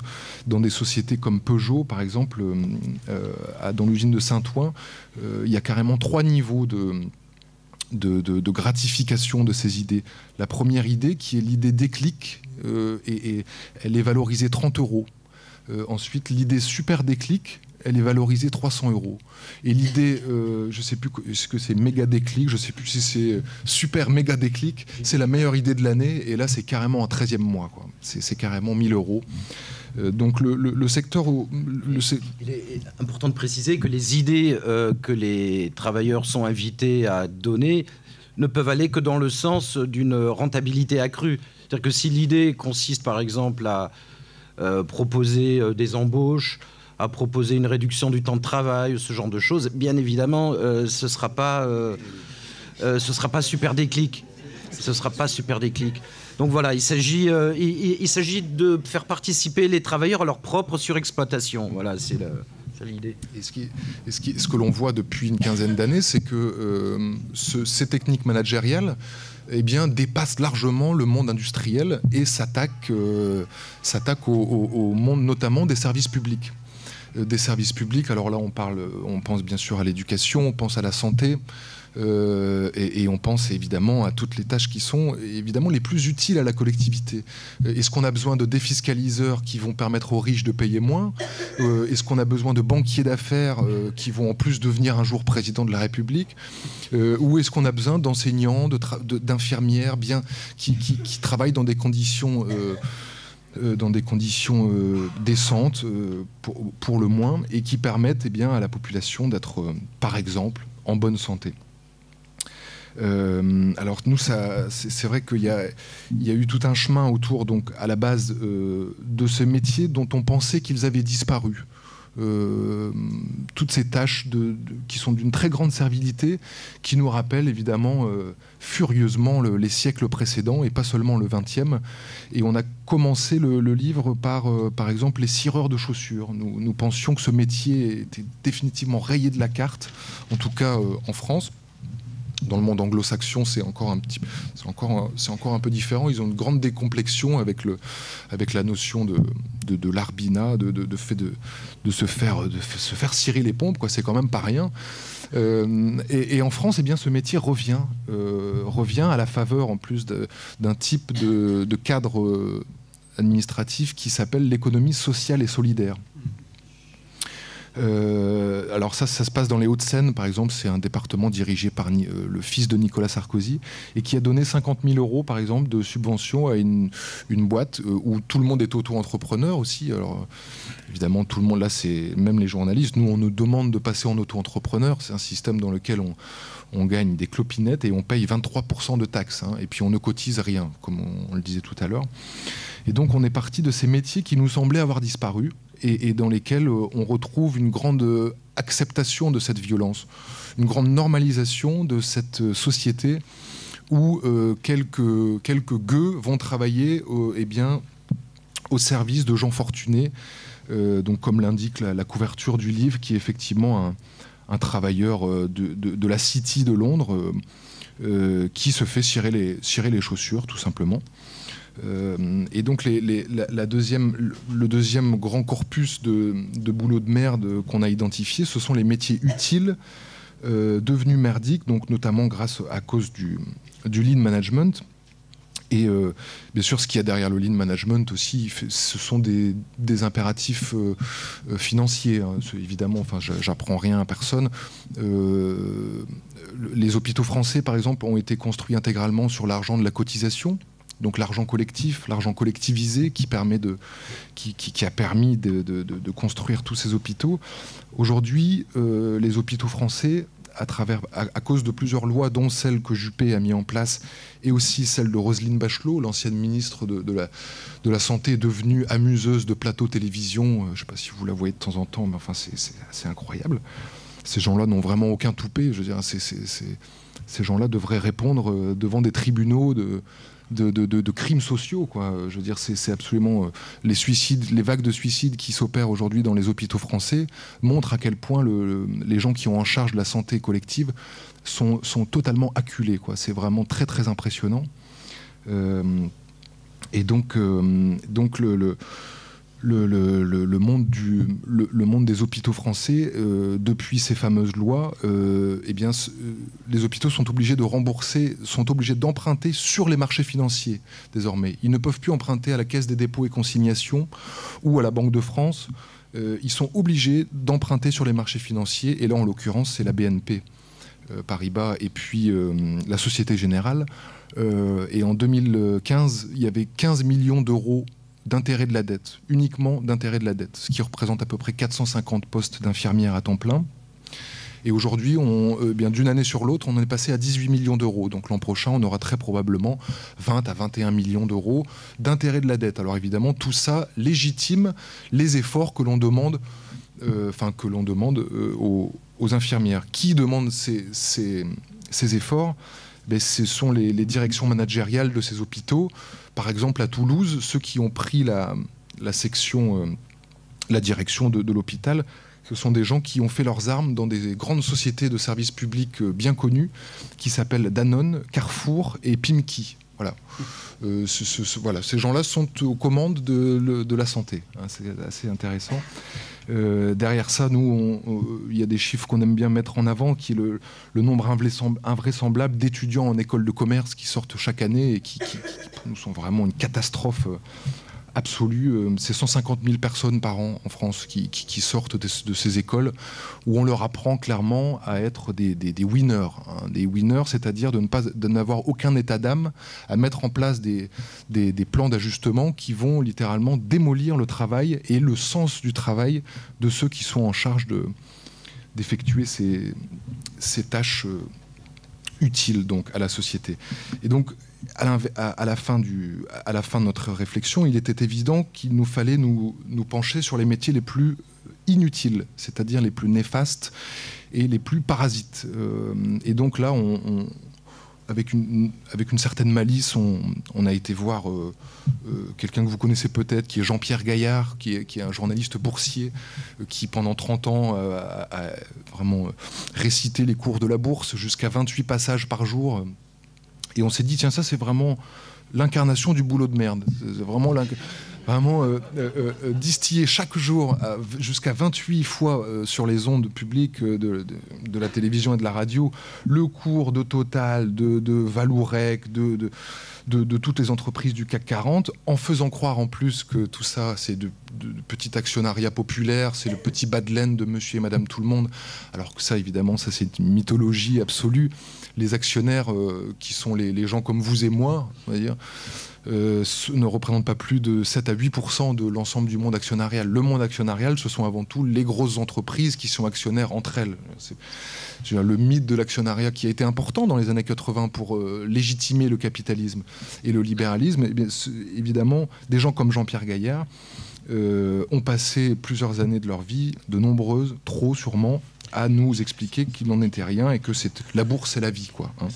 Donc on a été le voir, ce Jean-Pierre Gaillard, qui est par ailleurs très sympathique, et il nous a ouvert les portes de ses amis, donc conseillers de gestion en patrimoine et autres défiscaliseurs. Vous savez, dans le monde social, vous savez qu'il y a à peu près 7 milliards en France d'aides sociales non réclamées. C'est le nombre de gens qui ne réclament pas, par exemple, leur RSA. C'est assez impressionnant.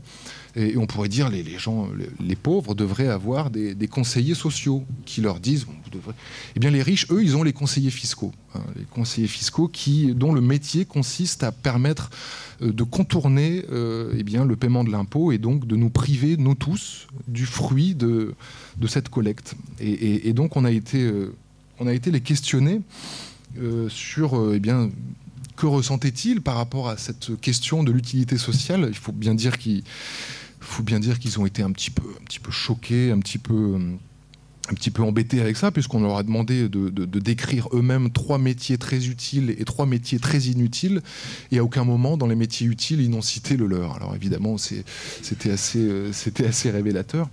Dans les métiers les plus utiles, ils citaient volontiers les métiers faire du beau, par exemple, les métiers des artistes, et puis les métiers du care, hein, les métiers du soin, qui sont par exemple les métiers où on peut aller mieux, hein.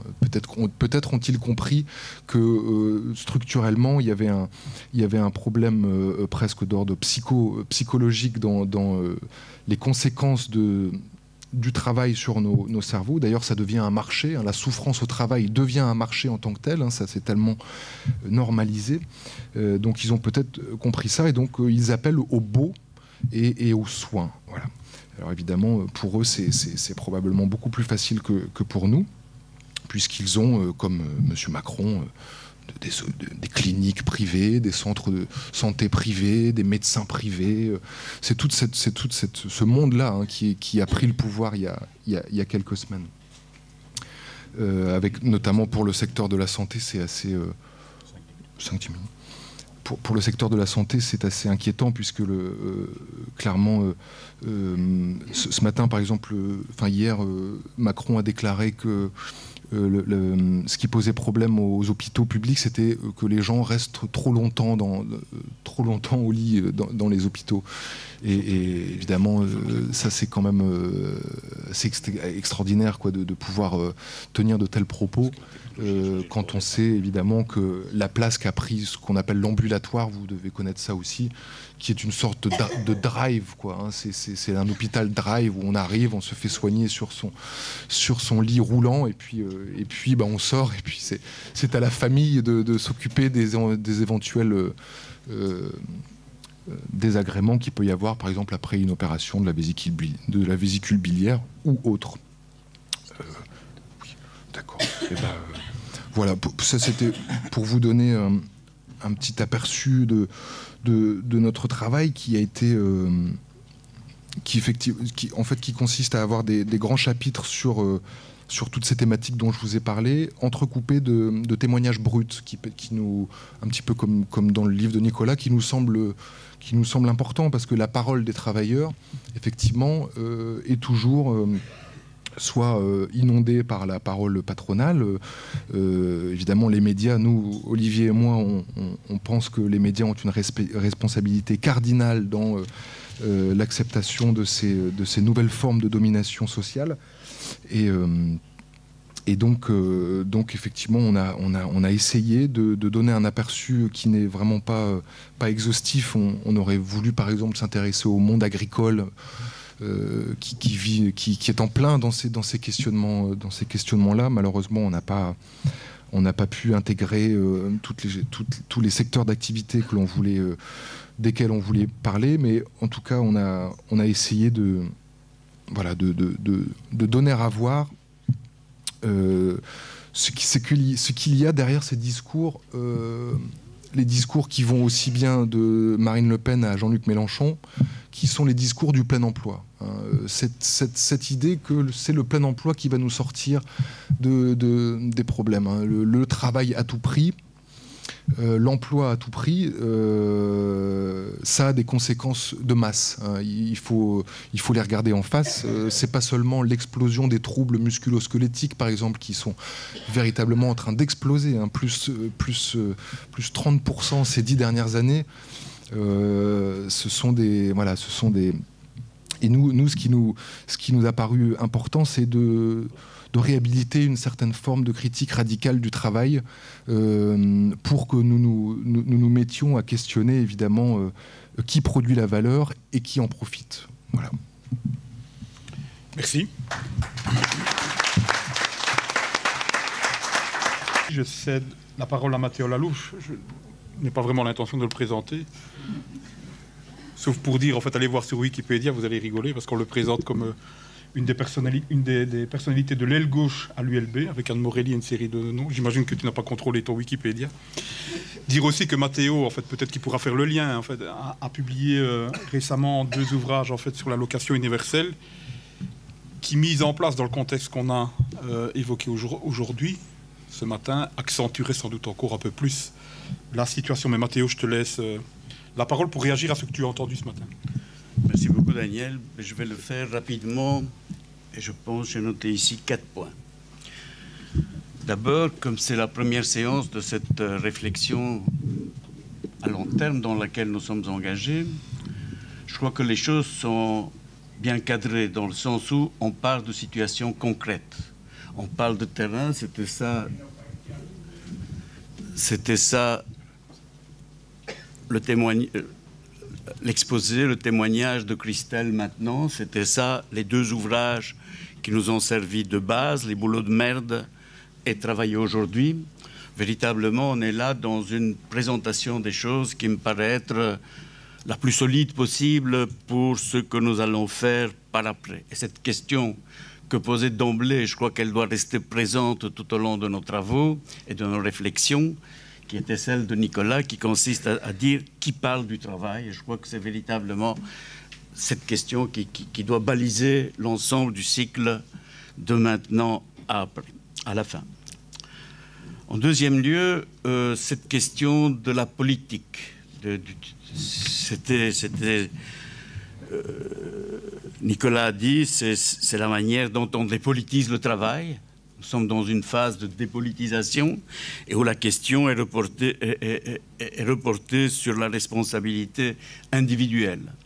Dans le dernier numéro d'Alternative économique qui vient de paraître, il y a un dossier sur le travail. Eh bien, la première phrase de ce dossier commence par la phrase suivante qui me paraît très juste. Depuis un demi-siècle, le travail n'est plus un sujet politique. Si j'avais fait un exposé, je l'aurais basé là-dessus, expliquer pourquoi c'était un sujet politique et pourquoi ça ne l'est plus maintenant. Mais ça, je n'ai pas le temps de le faire, donc ce n'est pas de cela qui sera question ici. Mais c'est bien de cela qu'il s'agit, de l'invisibilisation du travail, qui est à la base de ces ouvrages aussi, la manière dont le travail est invisibilisé, et où lorsqu'on en parle, on n'en parle plus qu'à partir, et encore, tout doucement, à partir de catégories libérales, notamment sur le fait que chaque chômeur pourrait créer son emploi, qu'on est entrepreneur de soi-même, que son employabilité dépend de soi, et toute une série de thèmes de ce type-là. C'est-à-dire que quand le travail apparaît comme un objet politique, c'est comme un objet libéral de la politique qu'il apparaît. Mon deuxième point, c'est de dire comment cette question aujourd'hui a été accentuée.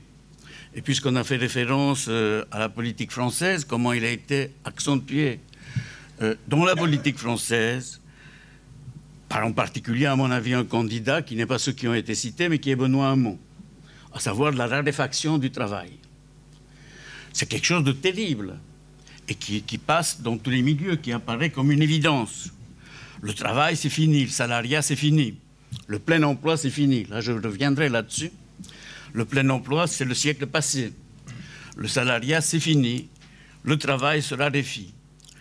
À cela, à toutes ces déclarations, il n'y a pratiquement pas de base.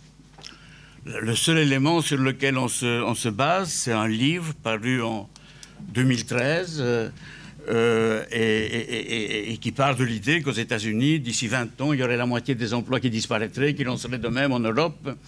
Et puis c'est à partir de là que l'on fantasme sur la fin du travail, la raréfaction du travail et un certain nombre de choses semblables. Non seulement cela est bien sûr faux, on en a dit la même chose avec la machine à vapeur, l'électricité, plus récemment l'informatique, les technologies de l'information et de la communication. Je peux continuer comme ça, on n'en est que là-dessus. Aucun fait, rien ne justifie cela.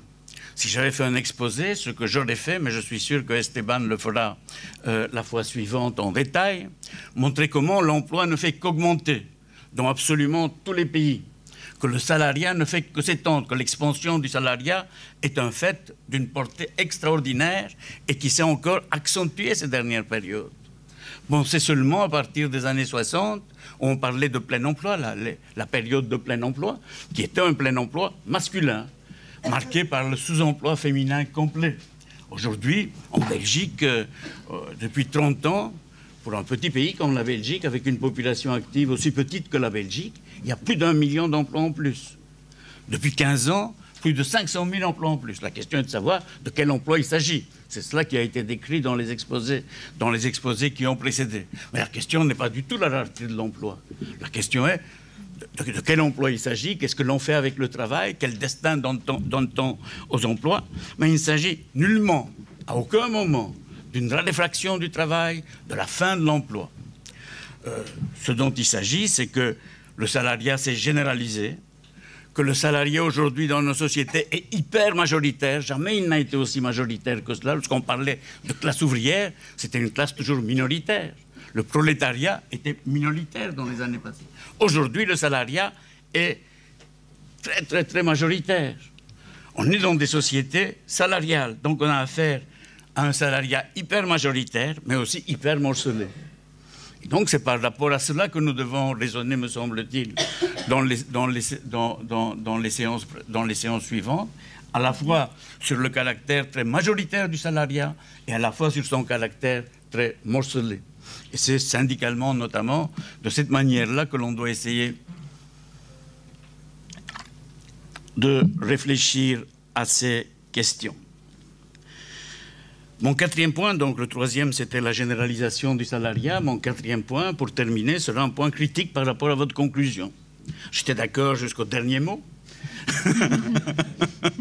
Je trouvais cela... J'étais en accord complet jusqu'au dernier mot, et puis j'ai entendu des derniers mots qui m'ont surpris. Une approche qui n'était pas une approche surplombante, qui est devenue totalement surplombante à la fin, puisqu'on a pu conclure à partir de cela que Mélenchon et Marine Le Pen, c'était la même chose. Et que ce que c'était, c'est ce que j'ai entendu, que c'était le même emploi, le même plein emploi. Que Mélenchon et Marine Le Pen, c'était le plein emploi. Je ne suis pas d'accord d'abord pour dire que c'est la même chose. Et en plus, je pense que le plein emploi, ce n'est pas le travail à tout prix. C'est exactement le contraire. Ce n'est pas l'injonction à l'emploi. Et les TMS dont vous avez parlé, je prends les termes juste de la dernière phrase. Les troubles musculo-squelettiques, ce n'est pas parce qu'il y a du plein emploi, c'est parce qu'il y a beaucoup de chômage. C'est parce qu'il y a la pression du chômage qu'il y a cette pression sur l'emploi. C'est exactement le contraire. S'il y avait du plein emploi, on n'aurait pas de troubles musculo-squelettiques comme nous les avons maintenant. Ce qui me permet de dire quelques mots très très rapides sur le plein emploi et pourquoi le plein emploi, pour moi, est effectivement l'horizon du travail syndical. Parce que le plein emploi, ce n'est pas le productivisme, c'est exactement le contraire. Et le plein emploi, ce n'est pas, pour utiliser un autre terme utilisé par d'autres, le plein employeur, que du contraire. Je vais reprendre juste deux grands théoriciens du plein emploi. Beveridge d'abord. Beveridge disait, lorsqu'il y a plein emploi, on se trouve dans des situations où il y a toujours plus d'offres d'emploi insatisfaites que de demandeurs d'emploi. Je sais, disait-il, d'autant plus que Beveridge était un libéral, je sais, disait-il, que cela poserait beaucoup de problèmes aux entreprises, parce qu'ils ne trouveraient plus le personnel dont ils ont besoin, que ça créerait plein de problèmes.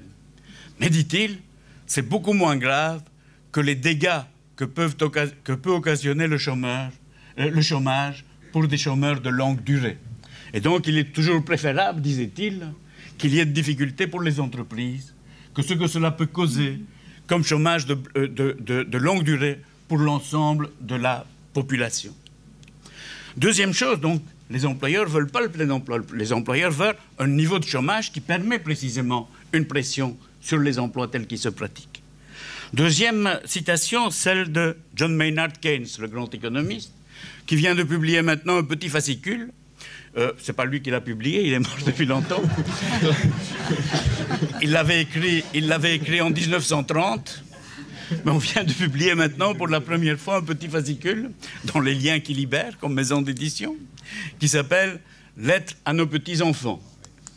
Dans « Lettres à nos petits-enfants », John Maynard Keynes dit « Dans un siècle, donc en 2030, on a encore un petit temps, dans un siècle, nous aurons un niveau de vie qui sera 4 à 8 fois supérieur à celui que nous avons maintenant. » Quand on connaît les niveaux de vie de l'époque, qui ont été montrés récemment d'ailleurs par un film de Ken Loach d'une manière remarquable sur la sécurité sociale précisément, quand on connaît le niveau de vie de l'époque, on a largement atteint ce progrès préconisé à l'époque par John Maynard Keynes. Il disait aussi, dans son temps, c'était les deux choses qui allaient ensemble, cette augmentation du niveau de vie, 4 à 8 fois plus, et le fait que nous travaillerions 3 jours semaine, 3 heures par jour et 5 jours semaine, c'est-à-dire 15 heures par semaine.